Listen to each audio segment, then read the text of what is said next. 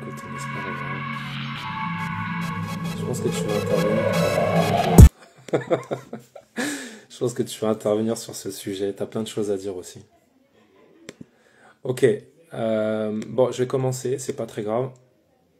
Je voulais que nos amis de TikTok soient présents.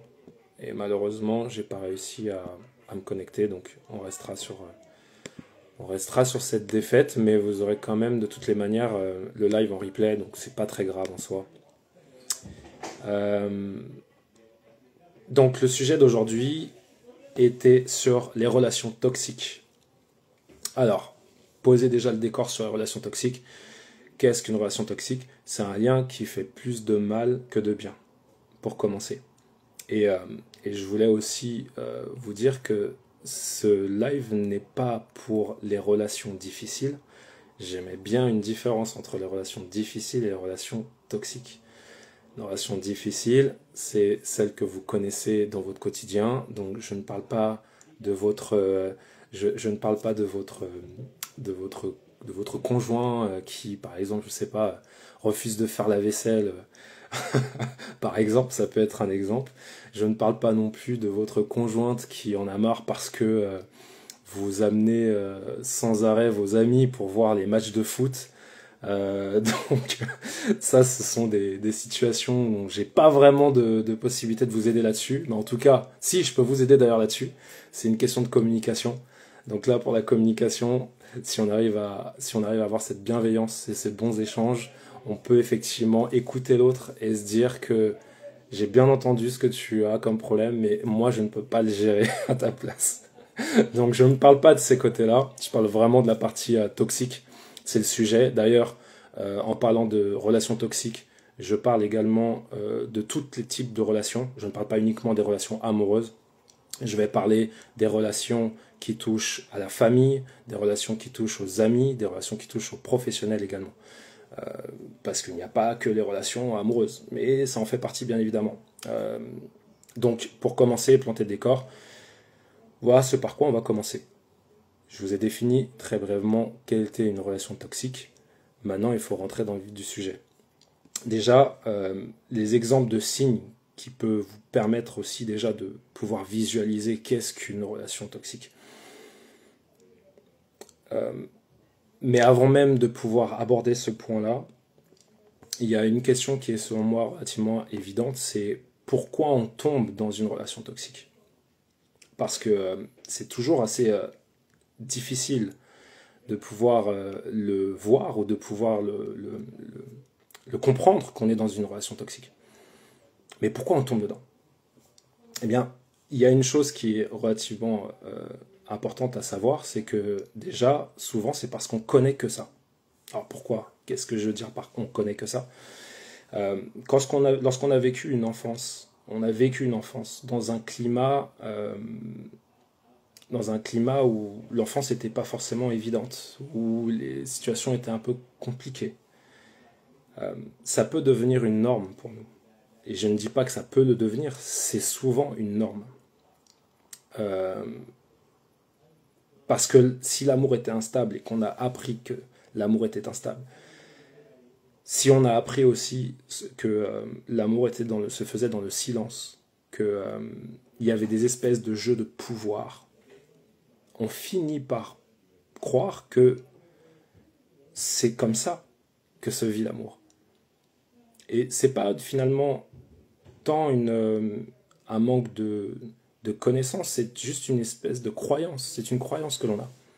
Parce qu'on a été éduqué comme ça, parce que l'on a grandi dans ce climat-là, ce qui devient finalement une norme pour nous. Euh, Croire que c'est l'amour, c'est toujours la difficulté. Et c'est toujours très difficile. Quand une relation commence, je peux prendre l'exemple d'une relation, puisque c'est quand même relativement parlant pour beaucoup d'entre vous.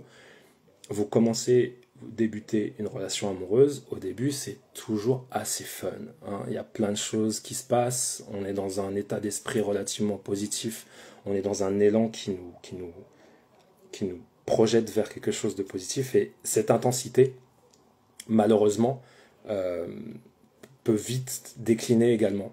Il y a une chose que je peux dire qui peut être aussi importante, c'est on confond souvent et très souvent même la passion avec la possession.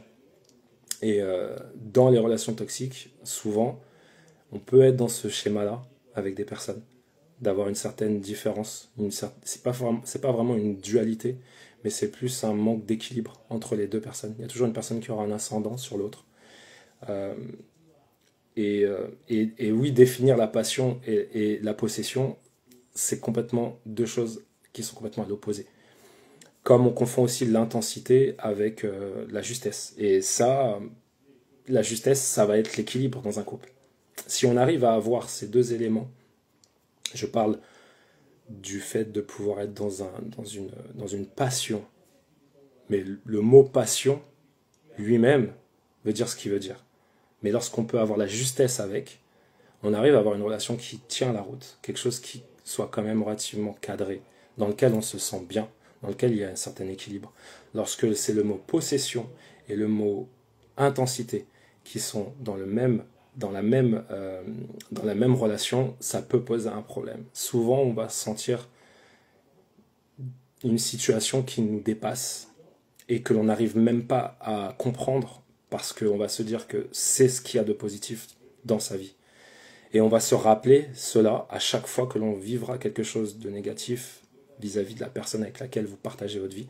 C'est ce qui reviendra en premier lieu en vous disant mais peut-être que c'est ça au final, mais je suis au bon endroit finalement. On finit par se convaincre que c'est ce qu'il y a de bon pour soi. Comme c'est intense et comme c'est profond tout ça, eh bien on est souvent perdu. Et parce qu'on a aussi une certaine réparation à réaliser, une réparation de nos blessures. Lorsqu'on est dans une relation, quelle qu'elle soit, on a besoin de se sentir exister, on a besoin de se sentir écouté, on a besoin de se sentir aimé. Toutefois, dans les relations toxiques, ce que l'on attire souvent, ce sont des failles. Et les failles que l'on va trouver chez nous, parce qu'on va commencer par nous avant de parler de l'autre, ce sont des failles que l'on n'a pas réglées de notre côté, que l'on va essayer de trouver chez l'autre, et que l'on va demander, et que l'on va espérer à ce que l'autre puisse guérir, de manière complètement inconsciente. Parce que sur le moment, c'est pas ce à quoi on pense quand on se met avec quelqu'un. On ne pense pas que cette personne va nous guérir de quelque chose. Par contre, elle nous apporte quelque chose. Et qu'est-ce qu'elle nous apporte? Est-ce que cette chose a une importance pour nous? Quelle est la valeur que l'on cherche dans cette relation? Quelle qu'elle soit. Elle s'aborde aussi sur un point amical. Lorsque vous avez une rencontre avec quelqu'un, une relation amie, peu importe, il y a certaines attentes que vous pouvez avoir d'un ami. Une base qui est en vous et qui est dans votre tête ou dans votre schéma global d'une amitié. Et cette chose-là dépendra clairement de ce que vous avez, vous, vécu de votre côté et surtout où vous en êtes concernant votre propre vous. Quand je dis votre propre vous, c'est où vous en êtes vous dans votre vie, dans votre élan de vie, où vous en êtes concrètement dans les relations en général. Et pour ne pas se confondre dans une relation, il faut se connaître soi-même. Ça reste une base. On y reviendra après. Quand on attire des relations toxiques, la relation devient souvent, comme je l'ai dit, un terrain de réparation. Donc, aborder une réparation se fait seul. Elle ne se fait pas avec quelqu'un. Quand je dis avec quelqu'un, c'est votre amour, c'est pas la personne qui est présente pour vous aider à régler ces failles que vous avez. La seule personne qui est apte à pouvoir le faire, les personnes qui sont aptes à le faire, ça peut être des amis bienveillants qui peuvent vous aider, vous accompagner. Vous pouvez également avoir un thérapeute, vous pouvez aussi avoir un coach, vous pouvez avoir plein de formes de personnes qui sont cadrées, qui sont qualifiées aussi pour pouvoir réaliser la réparation de vos propres failles. Mais n'attendez pas à ce que la personne avec laquelle vous partagez votre vie puisse le faire à votre place. Ça commence par vous. Pourquoi on n'arrive pas à partir de ce genre de relation? C'est une autre question aussi qui est importante, parce que partir d'une relation toxique demande énormément de courage. Elle demande aussi à prendre beaucoup de recul sur ce que vous vivez. Le recul sur les éléments qui vous entourent, l'environnement dans lequel vous vivez. Est-ce que vous êtes comblé? Est-ce que vous êtes encore passionné? Est-ce que vous ressentez des choses positives pendant cette relation, quelle qu'elle soit? Est-ce que vous vous sentez vrai? Est-ce que vous vous sentez en vie? C'est une question qui est essentielle. Et dans toutes les relations que vous pouvez aborder, quelles qu'elles soient, c'est la première que vous devez mettre au top de toutes les choses que vous pouvez vous poser comme question. La première qui doit venir de toute évidence, c'est est-ce que ce que vous faites, est-ce que ce que vous partagez, est-ce que cela vous procure de la vie? Cette intensité dont je parlais tout à l'heure prend tout son sens lorsqu'on parle de vie, parce que se sentir en vie, c'est se sentir bien. C'est pas se sentir mal. C'est pas être tout le temps avoir ce sentiment de poids que vous pouvez avoir dans votre ventre, sur le dos, parce que le physique interagit avec ce que vous avez comme émotion, toutes les émotions quelles qu'elles soient. Et le soin que vous portez à vous-même va forcément avoir un impact sur ce que vous ressentez, sur ce que vous vivez, et ce que vous attirez vers vous dans votre vie. Et souvent, vous allez avoir ce genre de réflexion, ou même de pensée, même aussi courte soit-elle, en vous disant « mais ça m'arrive qu'à moi. Mais je comprends pas, ça tombe toujours sur moi. » C'est souvent un réflexe que l'on a à se dire ça. Mais si on se pose cette question, peut-être qu'il y a quelque chose à régler, peut-être qu'il y a quelque chose à changer, peut-être qu'il y a quelque chose à modifier. Mais pour pouvoir même réaliser cette modification, il faut revenir à soi. Il faut se poser les bonnes questions, revenir à soi. C'est la première des choses à faire, revenir à soi avant de pouvoir, et afin de pouvoir élucider d'où vient le problème, s'il y en a un. Pourquoi on n'arrive pas donc du coup à partir? Parce qu'on a un lien d'attachement. Qu'est-ce que l'attachement? Qu'est-ce que l'amour? Qu'est-ce que l'attachement? Qu'est-ce que l'amour? Il y a une différence entre les deux. Et quand je parle de lien d'attachement, c'est-à-dire que l'on a une volonté de garder la personne ou l'amour pour nous. On veut se l'accaparer. On s'accapare quelque chose. C'est un attachement. L'amour, c'est quelque chose de pur. C'est quelque chose qui n'a pas vraiment de négativité en soi. Pourquoi? Parce qu'elle ne répond pas, si vous voulez, à une blessure. C'est quelque chose qui se fait de manière relativement fluide. Quelque chose qui est relativement fluide, quelque chose qui est facile. Il n'y a pas à batailler, il n'y a pas à se faire du mal pour essayer d'obtenir de l'amour. L'amour circule dans toute situation, dans n'importe quel contexte. Je vous donne un exemple comme ça, à aparté. Ce matin, j'étais dans une rue, j'étais en train de me balader et j'allais récupérer une voiture. En récupérant cette voiture, j'ai un charmant monsieur, une soixantaine d'années, qui s'est arrêté pour me faire une réflexion. De cette réflexion, on est parti à parler pendant 45 minutes. Mais ces 45 minutes d'échange étaient que de l'amour. Il n'y avait aucune forme de bataille. Et le temps s'est arrêté. À ce moment-là, j'écoutais cette personne m'écoutait également. Il y avait un échange. Et ça, c'est de l'amour. Ok, c'est pas une personne à qui je vais faire ma vie, mais c'est de l'amour. C'est simple, c'est spontané. Il n'y a pas de réflexion à ça. Lorsqu'on parle d'attachement, c'est quelque chose qui devient un peu plus viscéral. On a un besoin d'avoir un certain contrôle dessus. Lorsque ça nous échappe, on a du mal à l'accepter. On a du mal à l'entendre, à le vouloir. Parce qu'on est attaché à quelque chose que l'on pense que l'autre détient pour nous. C'est comme si je vous disais que, je sais pas, j'avais la meilleure glace du monde et j'avais tous les parfums et que j'étais le seul à le détenir. Et bien tout le monde voudrait récupérer ce parfum et aurait un lien en voulant récupérer ce qui leur procure du bien, ce qui leur procure du plaisir. Et bien c'est plus ou moins la même chose lorsqu'on est dans un cadre de relation, quelle qu'elle soit, on va avoir une tendance à essayer de se procurer quelque chose dont on a besoin, dont on pense avoir besoin. C'est encore une autre solution aussi, dont on parlera, mais il n'y a pas réellement de besoin. Le besoin se crée. Mais à la base, il n'y en a pas. La peur du vide est aussi un véritable problème. La peur du vide, combler un vide, ça corrobore avec ce que je disais juste avant. Donc on parle d'attachement, le vide, c'est pareil. Une personne qui a eu tendance à être toujours entourée de personnes aura toujours du mal à accepter le fait d'être seul. Pourquoi? Parce que la solitude fait peur à beaucoup de personnes. On est tellement sollicité aujourd'hui de part et d'autre, entre le travail, les collègues, les amis, nos activités, notre famille, si on en gère une en tout cas.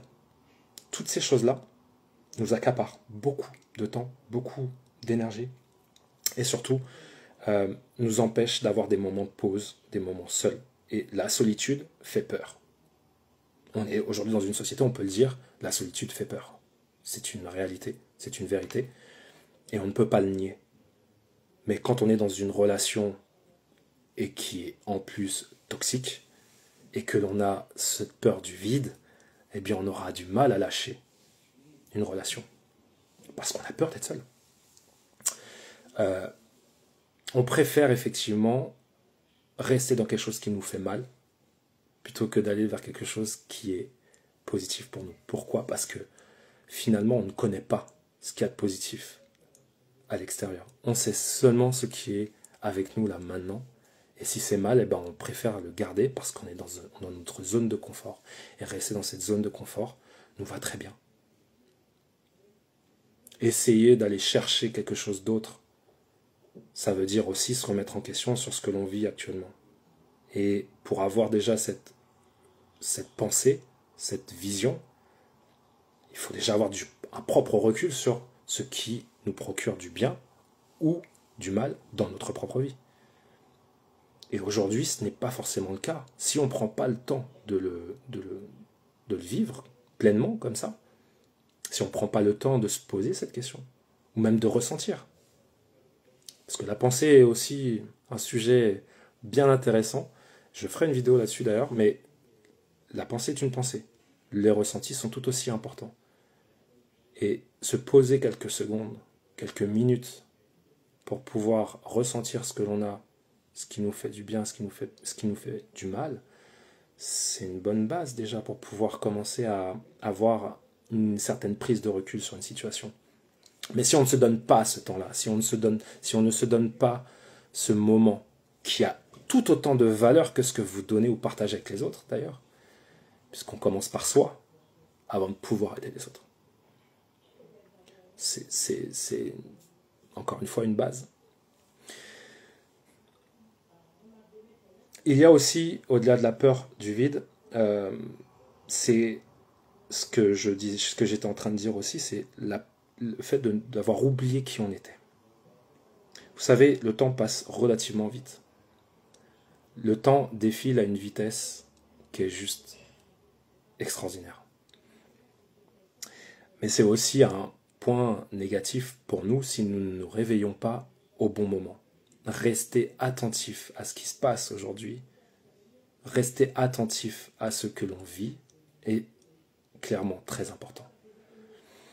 Il n'y a pas de solution miracle dans la vie. Il n'y a pas de solution qui va changer de tout au tout ce que l'on a envie de changer, ce que l'on espère ne va pas venir et tomber comme ça du ciel. Et dans les relations, il y a quand même une chose importante à mettre en évidence, c'est qui je suis, qui est le point de départ, qui je suis, et ce que je vais devenir. Ce que je suis aujourd'hui n'est pas forcément la même personne que je serai demain. Mais on n'essaie pas d'avoir une maîtrise là-dessus. On essaie juste de se caler par rapport à ce que l'on vit, ce que l'on ressent. Être en phase avec soi ne veut pas dire être en confrontation avec soi-même. Si je me porte vers l'avenir, si j'ai une pensée vers l'avenir, je dessine et je construis quelque chose d'imaginaire, qui peut potentiellement se faire. Si je vis actuellement pleinement ce que je vis, ça me permet aussi de pouvoir suivre ce qui me fait du bien. Et le discernement que je vais avoir, le bon discernement, me permettra de pouvoir prendre les bonnes décisions concernant ce qui est bon pour moi. Mais si je laisse cette possibilité, ou du moins ce choix à l'autre, eh bien, je ne prends pas les décisions pour moi et je laisse la vie décider de mon sort. Se positionner dans une vie est bien plus important finalement que de suivre tout simplement les autres, parce que peut-être qu'ils vont prendre un chemin qui n'est pas le vôtre. Vous allez finir par croire que c'est le vôtre, mais c'est parce que vous ne vous êtes pas écouté vous-même. Donc, oubliez qui on est, il n'y a qu'une seule solution. Il faut revenir à soi pour savoir qui on est, pour se ressouvenir de qui on est, pour nous permettre d'avancer et de continuer le chemin. Alors, comment sortir de cette situation? C'est une véritable question. Comment on se sort de tout ça? Il y a des étapes pour sortir d'une relation toxique, quelle qu'elle soit. Et je veux prendre le temps là-dessus parce que selon ce que l'on peut vivre, il y a plusieurs cas de figure possibles. Et je pense que d'avoir et de connaître au moins la structure des 4 étapes importantes pour pouvoir se sortir d'une relation toxique est importante. D'abord, c'est la prise de conscience. On parlait de prise de conscience, bien la prise de conscience, c'est de se rendre compte que on est dans une situation qui n'est pas normale. Sortir de ce déni est une première étape. Et elle part de vous, encore une fois. Ou de personnes bienveillantes autour de vous qui ont bien voulu vous mettre un peu sur la voie. Parce qu'ils ressentaient que vous n'étiez pas bien, que vous n'étiez pas heureux. Donc vous pouvez avoir peut-être la puce à l'oreille. Et puis c'est mieux que ça parte de vous, quoi qu'il arrive, parce que si vous arrivez à prendre conscience, vous êtes déjà en phase vous-même de pouvoir avancer à la deuxième étape. La reconnexion à sa propre valeur est la deuxième étape. La reconnexion à sa propre valeur, oui. Ne plus se perdre dans les autres, revenir à soi, prendre conscience, revenir à soi pour se permettre de voir et d'observer pour la première fois qu'on est dans une situation qui n'est pas la nôtre et que l'on n'aime pas et qu'on n'a pas envie, que l'on ne souhaite pas, en tout cas. La troisième étape, c'est mettre en place un plan de sécurité. Ça ne concernera pas tout le monde, mais il y a une phase là-dessus. Si on reste sur une relation de couple, et je vais prendre d'ailleurs un exemple pour ça, pour que ce soit plus clair, mais on peut effectivement partir sur une espèce de soutien extérieur, ou de provoquer une rupture, ou clairement de partir, c'est-à-dire voir sa sécurité. Il m'est arrivé d'être avec une coachée que j'ai accompagnée qui avait un problème avec son mari, problème physique, parce que c'était une personne violente, et elle était bloquée avec ses enfants. Elle était bloquée avec ses enfants, elle avait 2 enfants, en bas âge, c'était pas des enfants aptes à pouvoir aller à l'école tout seul, donc elle a été obligée de se mettre dans cette phase à un moment donné. Et cette phase-là est importante. C'est le fait de pouvoir s'isoler, de sortir et de se mettre en sécurité pour elle et pour ses enfants. Ce qu'elle a fait. Ce qu'elle a fait. Mais c'était une base et une étape incontournable par rapport à ce qu'elle vivait. Incontournable. La 4e étape, c'est se reconstruire émotionnellement. On se reconstruit par la suite, seulement après ces 3 phases. Ouais. La reconstruction ne se fait pas en même temps, puisque si on est dans une zone dangereuse, il faut sortir de cette zone pour pouvoir avoir le temps de se recentrer sur soi. Et ne plus avoir les influences négatives, ou sortir surtout de l'emprise de l'autre. Si c'est souvent le cas. Alors comment on prend conscience? Ouais, entendre sa voix intérieure, c'est se respecter déjà, c'est se remettre en question. Et j'en ai déjà parlé tout à l'heure, donc je ne vais pas rester trop longtemps sur ce sujet, mais c'est vraiment de pouvoir savoir répondre à ce que j'accepte et ce que je n'accepte pas. Ce que je suis prêt à accepter pour moi et pour mes enfants si j'en ai, si j'ai d'autres personnes à protéger, mais déjà parlons de soi.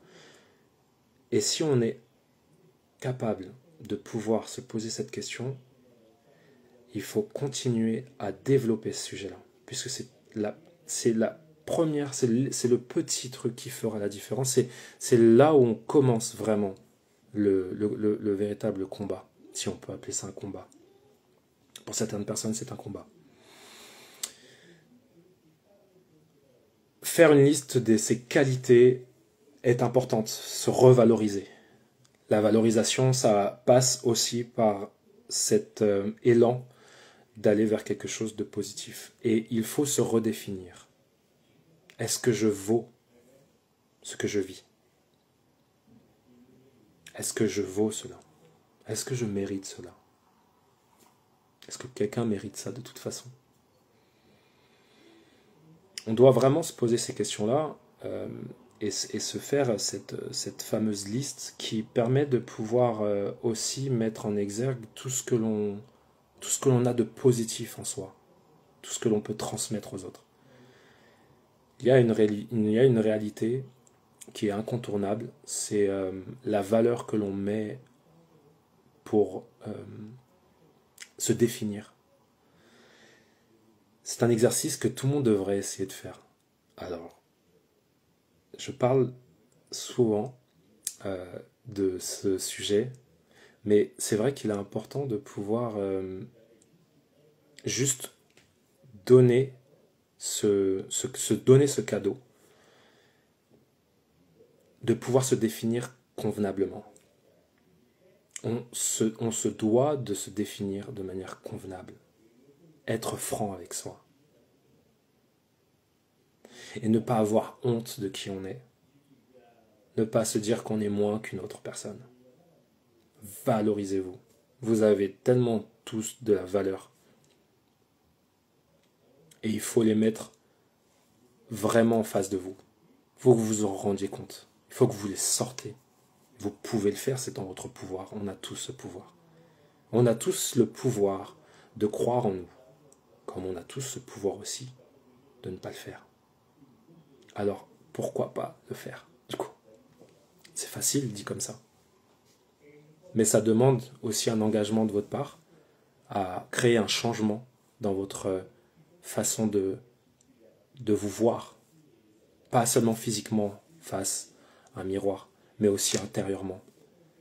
Et ça, si vous le notez, vous allez ressentir des choses. Et vous savez, vous pouvez le faire aussi avec des personnes qui vous aiment et qui sont autour de vous. Vous leur posez la question. Est-ce que tu me vois comme ça? Comment tu me vois, toi? Viens, dis-moi. Et vous allez être surpris d'entendre ce qu'on peut dire et ce qu'on peut sortir sur vous. Ça va vous donner un gain d'énergie et ça va planter un décor et ça va vous donner de la force pour pouvoir aller à la seconde étape.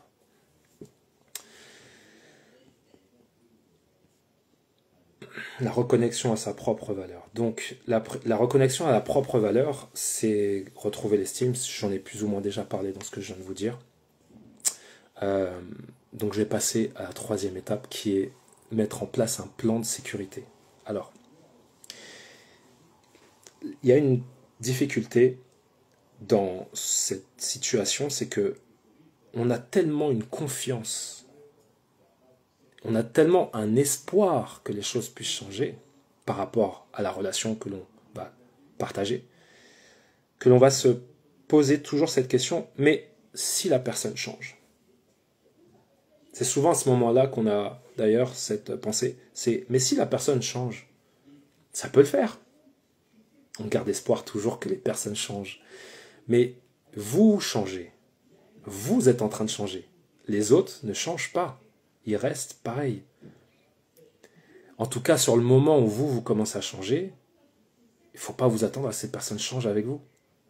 Souvent, les personnes d'ailleurs qui sont en face de vous ne voudront pas que vous changez. Parce que vous leur glissez entre les doigts. Ils perdent le contrôle sur vous. Donc c'est un problème. Et les personnes qui vous entourent, du moins ces relations toxiques, ne vous aideront pas à aller vers cela. Donc n'essayez pas de les convaincre de changer, d'une part, et surtout, ne les prenez pas en tant que confidents, puisque vous risquez finalement à avoir une double problématique. L'emprise de base que ces personnes peuvent avoir sur vous va alimenter aussi, justement, si vous essayez de vous mettre en confrontation avec eux. Donc je ne vous conseille systématiquement pas d'aller vers ces personnes pour pouvoir vous confier. Okay? Et n'essayez pas de changer les gens. Non seulement ils n'ont pas besoin de vous pour changer, c'est pas votre rôle, et vous devez vous sauver. Donc pensez à vous sauver, plutôt qu'à essayer de changer. Parce que rien ne changera. Tout restera si vous restez. Si vous ne changez pas, ce sera le même résultat. Et on en revient à ce que je vous disais en préambule, sur le fait que, malheureusement, on ne peut pas se plaindre, on ne peut pas changer ce qui est inchangeable. Il y a des personnes que vous allez solliciter dans votre vie qui vous donneront un maximum de force pour réaliser ce que vous avez réalisé. Il y a toujours une personne, quelque part, qui est là pour vous. Alors c'est à vous d'être attentif à cela. Alors je voudrais donner des petits exemples par rapport à la reconstruction émotionnelle. Pourquoi? Parce que la reconstruction émotionnelle, elle part d'un travail quand même qui est relativement profond. On ne va pas forcément trouver les clés tout seul, ou même trouver les portes. Parce que j'aime pas parler de clés. Clés, ça veut dire que quelqu'un a la solution pour vous. C'est pas vraiment ça. Finalement, vous avez des personnes qui pourront vous donner ou vous montrer les bonnes portes à ouvrir. La clé, c'est vous qui la détenez. Et c'est à vous d'ouvrir la porte. Donc, si vous êtes dans une situation où vous avez besoin de vous reconstruire émotionnellement, qu'il n'y a pas d'amis bienveillants autour de vous, qu'il n'y a personne en qui vous pouvez vous confier, que ce soit un parent, un proche, ou un ami, ou qu'importe, ou un collègue, parce que des collègues des fois sont d'une grande force aussi, d'un grand soutien, ça arrive aussi, et que si vous n'avez pas ça, eh bien vous pouvez toujours partir sur une option d'une personne neutre à l'extérieur. Ok? Ça peut être une thérapie, ça peut être du coaching, enfin, vous pouvez trouver une solution pour vous permettre d'avancer vers ce positif pour vous, à condition que vous avez fait les 3 autres étapes avant. Alors on va prendre des exemples. Une relation amoureuse. Comment se passe une prise de conscience dans une relation amoureuse? Eh bien, c'est pas si évident que ça. C'est vrai qu'une relation amoureuse, on aura une tendance à s'isoler un peu dans ce cocon qui se crée entre deux personnes. Et on va rester dans ces codes puisqu'on arrive à se comprendre. C'est une façon de communiquer, ok? Et une fois qu'on l'a accepté, on est dedans, on ne peut pas espérer que cela change. Ok? Puisque c'est comme un espèce de contrat qui se lie, enfin du moins qui se crée entre vous. Et une fois que vous avez pris certaines habitudes, eh bien le couple peut facilement rester dedans pendant longtemps. Ça devient une façon de communiquer. Donc si l'acceptation se fait des deux côtés, malheureusement on arrivera toujours à une fin qui sera relativement douloureuse. Pourquoi? Parce que il n'y a pas un système d'équilibre dans tout ça.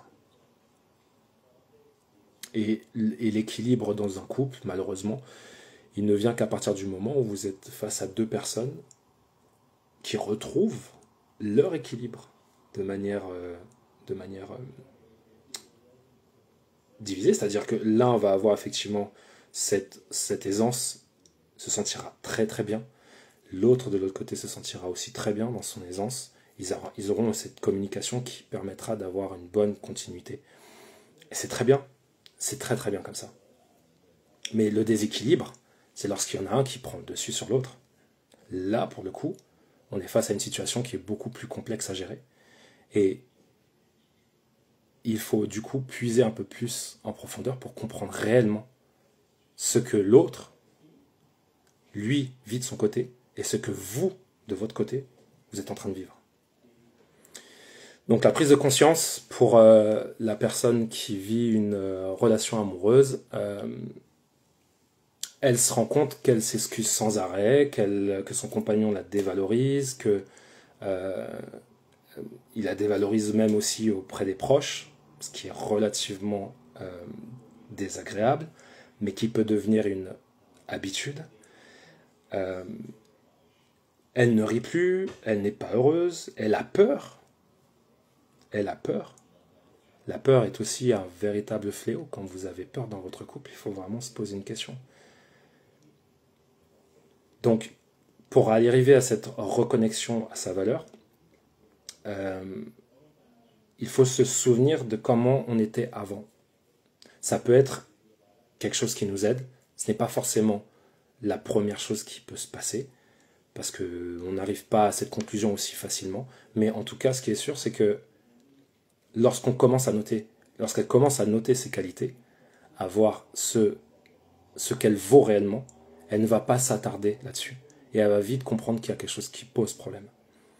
Le plan de sortie pour cette personne qui est dans une relation amoureuse toxique, eh bien, je lui dirais qu'elle ouvre un compte bancaire séparé, parle à une personne qui est à côté d'elle, qu'elle connaît bien, en qui elle a véritablement confiance pour le coup. Ça, c'est vachement important. Et qu'elle organise son départ. Et qu'elle réalise son départ lorsque la personne n'est pas présente. Parce qu'elle ne va pas prendre ce risque. Elle ne va pas se risquer à aller dans la confrontation. S'il y a une chose qu'il faut éviter dans ce genre de situation, c'est la confrontation. Ça, c'est pour l'exemple de relation amoureuse. Maintenant, en relation familiale. Si je vous dis que une personne a une mère, par exemple, intrusive, que cette maman vient chez cette personne de manière régulière, sans prévenir, critique toujours ses décisions, le fait culpabiliser, et voilà, et j'en passe. Dans cette prise de conscience, la personne concernée va sentir ce poids, cette façon dont il se fait d'accepter le fait que cette maman envahisse son espace et ne lui laisse pas justement cette possibilité de pouvoir vivre normalement. Eh bien, la reconnexion à sa valeur, il le comprendra si toutefois il valide le fait d'être dans une dynamique différente. C'est toujours difficile de se confronter à la famille parce qu'on a les valeurs familiales, on a cette forme de respect aussi, si on l'incarne bien évidemment, parce qu'il y a certaines familles où il n'y a pas malheureusement il n'y a pas ces limites de reconnaissance ou même de cadre qui permettent d'avoir le respect. Mais pour autant, lorsqu'il s'agit de la famille, c'est toujours assez difficile et délicat, parce qu'on se dit qu'on ne peut pas se séparer de la famille. Ce qui est plus ou moins vrai quand même. Il y a un lien quand même avec la famille qui fait qu'on ne peut pas en sortir aussi facilement. Par conséquent, il n'y a pas 36 moyens non plus de pouvoir gérer cette situation. Il faut tout simplement mettre les limites. Imposer les limites. Ce sont des règles à mettre en place. Dans notre exemple, c'est dire tout simplement à sa mère, à partir de maintenant, tu vas me rendre les clés, premièrement. Deuxièmement, avant de venir, tu m'appelleras. Si je suis là, et si je peux, et si je veux, tu viendras. Sinon, je ne veux pas que tu viennes pour rien. Et surtout, si j'avais peut-être envie de faire autre chose, je ne peux pas. Il faut juste se positionner et dire les choses telles qu'elles sont. Et ça demande aussi un peu de travail, un peu de temps. Mais c'est accessible. C'est pas quelque chose d'impossible. La reconstruction, c'est tisser aussi des nouveaux liens. On a vraiment, si vous voulez,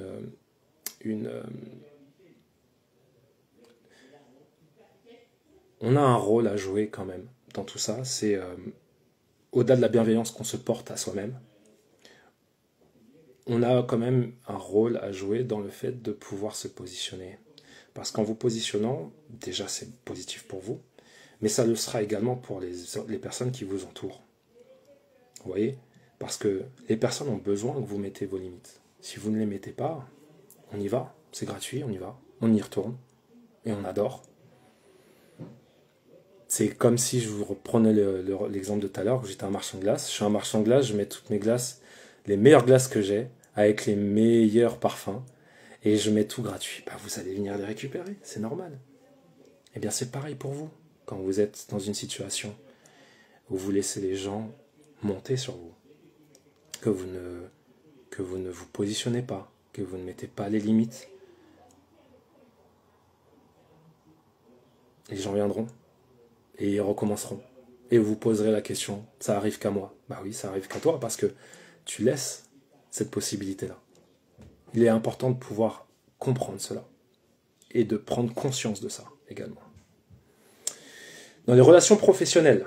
Alors, les relations professionnelles, c'est vrai que il peut y avoir des fois des situations un peu abusives. Je pense que vous allez comprendre. La problématique, c'est que lorsqu'on est dans une situation compliquée, que l'on doit rendre des projets, que vous avez votre directeur ou directrice, qu'importe, qui vous en met encore plus, donc plus de travail, qui se permet en réunion d'être désagréable avec vous pour vous montrer que vous êtes un moins que rien, qui prend exemple sur quelqu'un d'autre en disant que lui, cette personne, a fait un bon travail, par exemple, et vous rabaisse.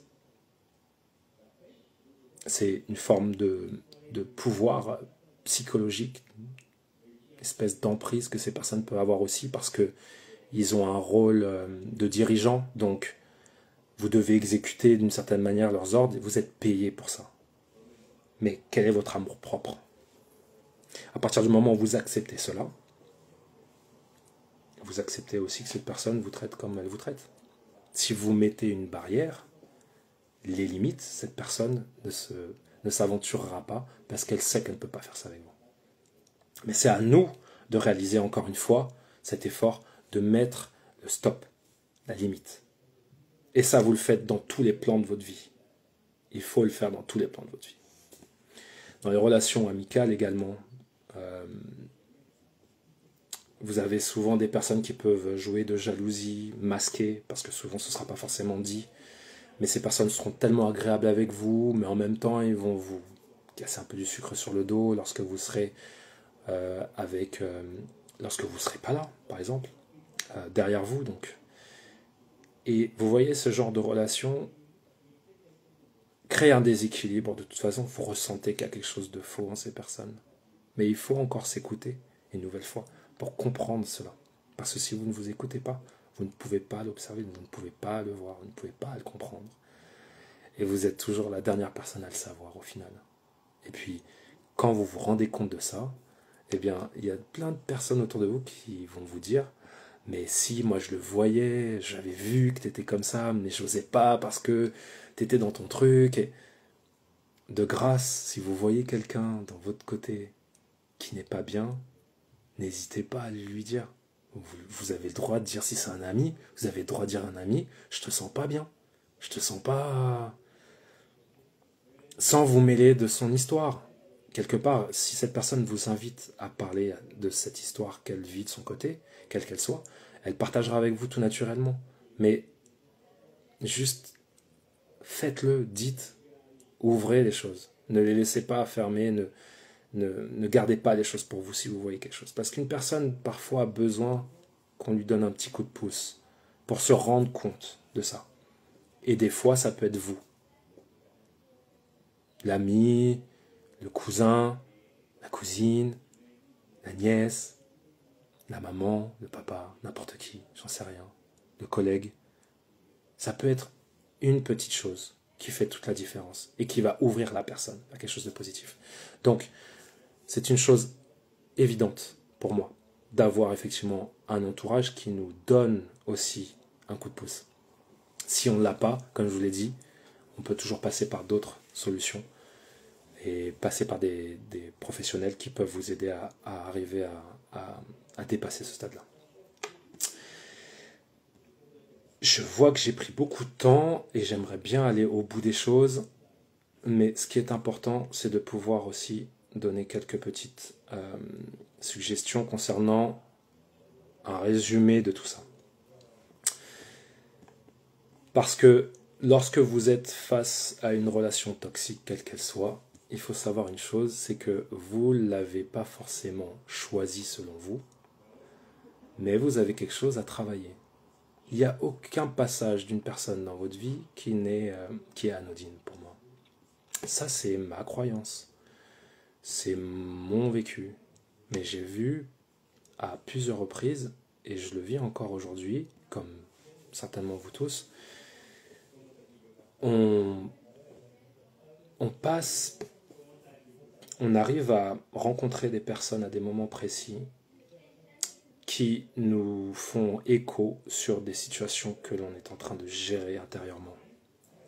Il y a peu de raisons de rester complètement à l'écart en se disant c'est qu'une expérience en plus.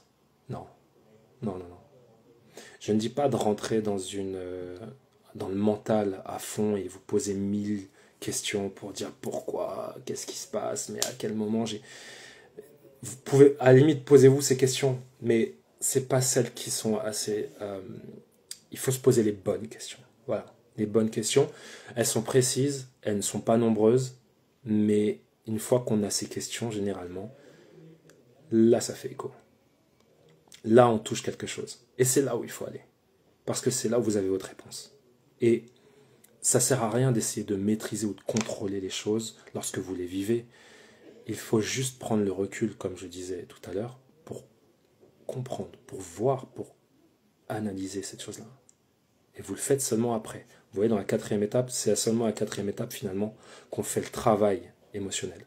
C'est pas la première, ni la 2e, ni la 3e. Vous voyez? Donc, si ça se fait en 4e, c'est parce que ça prend un peu de temps.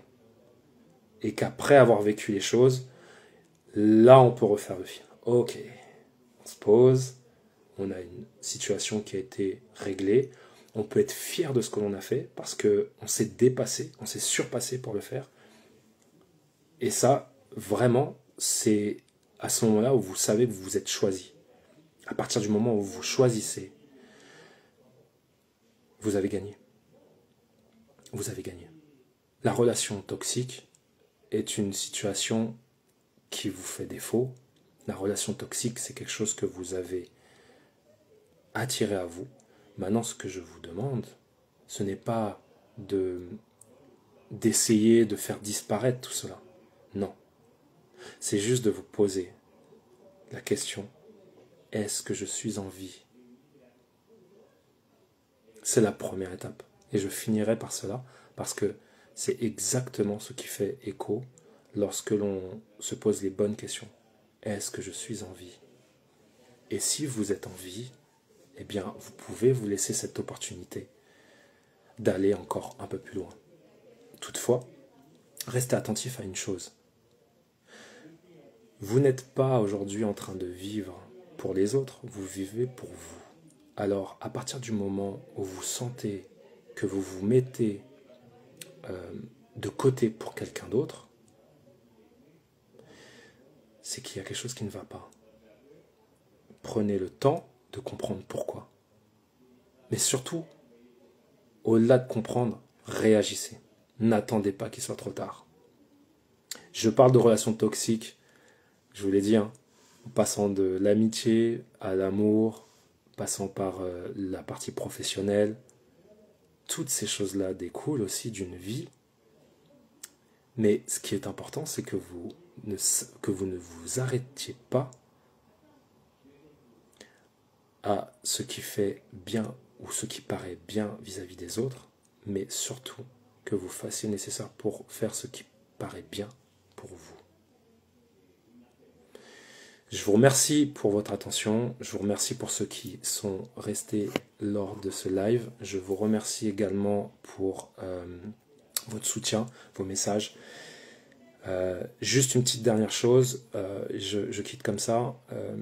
Toutes les personnes qui sont sur Instagram, je suis désolé pour ceux qui sont sur TikTok, je n'ai pas pu ouvrir du coup l'opération TikTok, donc je ferai le live, je vais le poster, le replay, et vous pourrez le voir.